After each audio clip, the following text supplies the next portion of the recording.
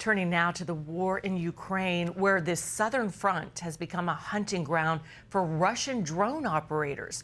They brag online about targeting civilians. During a recent trip into Kherson, CBN followed volunteers helping those still under constant threats. Chuck Holton has the story. Daily life in Kherson means enduring Russian attack drones launched from just across the Dnipro River. Civilians say operators use them for target practice, calling it a human safari. The threat forces all who remain to live under nets that stretch for miles, which still isn't enough.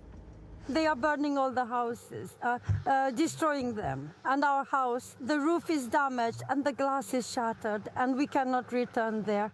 People are killed here almost every day. Still, a small team from Hope for Ukraine makes a regular 12-hour trek crossing into the danger zone to reach those cut off from food, heat, and power. This humanitarian group that we're with from Hope for Ukraine is coming in here almost every week and bringing supplies to the people who are still living in Kherson. We're only about a kilometer from the Dnipro River, and that means the Russians are just beyond that, and they're bombing this place every day. But it's not just the bombs that they have to worry about, because there's just not enough food in here for these people to survive without the help of people like this. Our life here is truly awful. We are in a red zone, we cannot. Everyone is afraid to come here to us. Local authorities, regional authorities, they don't come to us. We are without power, without anything, no electricity, no services come. Everyone is afraid. Houses collapse daily, people are dying. It's such a horror that we don't know what to do or what this is. The elderly woman who lived in this still smoldering home died when a drone targeted her house. Hardly a military target. Even for those in homes still standing, the winter is brutal. Russian strikes have gutted power stations, leaving whole districts without light for hours each day. Hope for Ukraine brings food kits and solar power units so families can cook without producing smoke that might draw a drone. Many of these volunteers are Ukrainian believers who've helped displaced families since the first Russian invasion in 2014. Hard to believe that people have been living this way for years in these bunkers underneath the buildings.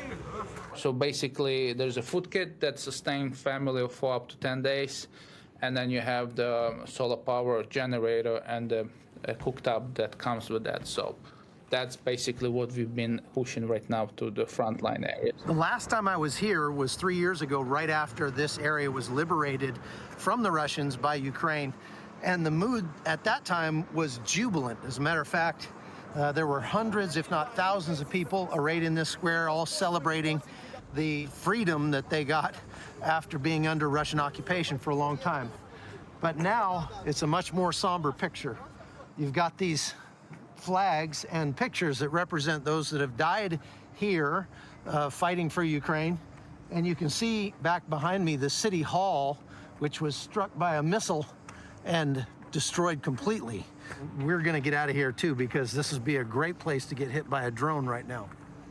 And now many drones are flying and the power goes out.